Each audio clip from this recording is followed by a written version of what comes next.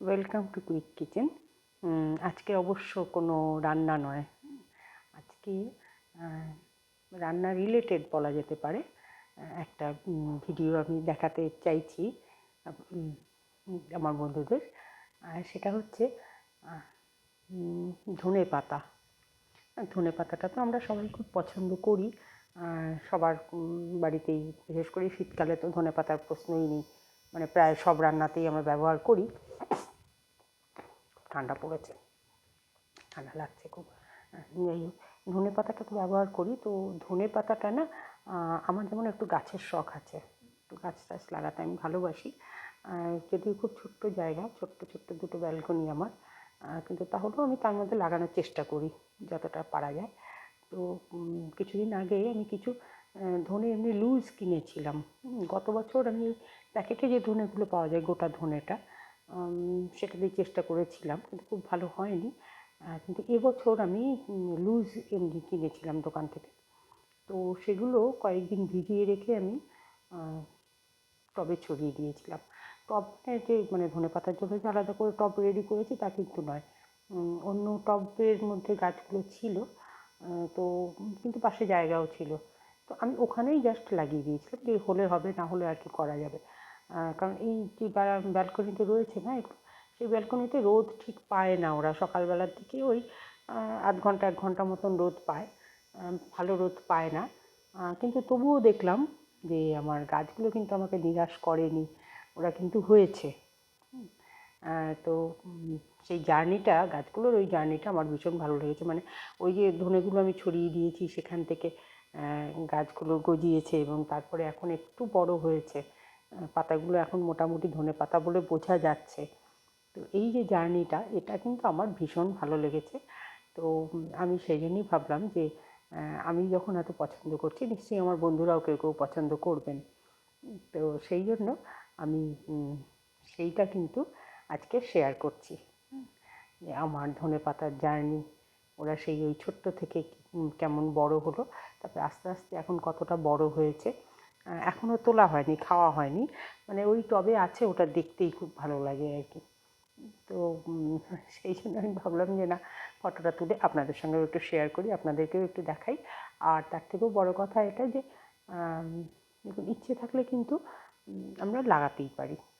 আমার ধরুন, আমার কিচেনেও সেইভাবে রোদটা আসে না, যার জন্য আমি কিচেনে রাখতে পারি না। কিন্তু যাদের ধরুন কিচেনের রোদটা আসে, তারা কিন্তু কিচেনেও লাগিয়ে দিতে পারেন, কারণ এগুলোর কোনো মেনটেনেন্স তো তেমন নেই। মোটামুটি মাটিটা একটু ভালো থাকলে পরেই সুন্দর হয়ে থাকে। আর এখানে মানে নিজের বাড়িতে যদি করেন, তো ধরুন একেবারে পরিষ্কার জায়গা, পরিষ্কার করে করা যাচ্ছে। আমার এখানটা যেমন পরিষ্কারই থাকে, যে আমি অবশ্য মাঝে মাঝে ওই একটু মানে কোনো কেমিক্যালস তো ইউজ করি না, একটু ডিমের খোলা, হয়তো মানে ডিম ভেঙেছি, সেটা দিয়ে কিছু একটা রান্না টান্না হয়ে গেল, খোলাটা এই টবের মধ্যে রেখে দিই। বা কলার খোসা, এইগুলো তো গাছের জন্য খুব ভালো, তো ওইগুলো নিয়ে মাঝে মাঝে আমি টবের মধ্যে রেখে দিই। তো সেই জিনিসগুলো আছে, হ্যাঁ, কিন্তু এমনি কোনো কেমিক্যালস বা অন্য কোনো নোংরা কিন্তু নেই, একদম পরিষ্কার জিনিস। আর নিজে হাতে তৈরি করা, তার আনন্দই আলাদা। তো দেখুন, নিশ্চয়ই ভালো লাগবে। আর আরেকটা রিকোয়েস্ট এখনই করে রাখি, যে সঙ্গে থাকুন, যে সঙ্গে থাকলে পরে আরও হয়তো নতুন নতুন আরও জিনিস শেয়ার করতে পারবো আমরা সবাই মিলে। দেখুন তাহলে আমার ধনে পাতার জার্নিগুলো। দেখুন, এই প্রথমে আমি ধনে পাতাগুলোকে, ধনেগুলোকে ছড়িয়ে দিয়েছিলাম, ওই তখন সবে অল্প অল্প করে গাছ হচ্ছিল, তখনও সবগুলো গাছ কিন্তু হয়নি, কিছু গাছ তারপরেও হয়েছে।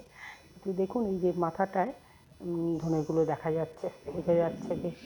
আচ্ছা, আরেকটা জিনিস আমি বলে রাখি, আমি কিন্তু ওই পেঁয়াজও অনেক সময় কাটলে পরে দেখবেন যে পেঁয়াজের মাথায় বেশ পাতা মতো গজিয়ে যায়, তো আমি সেগুলোও এই টবের মধ্যেই রেখে দিই। সেরকম একটা গাছও কিন্তু আমার হচ্ছে, আমি দেখাবো এই ধনে পাতার সঙ্গেই।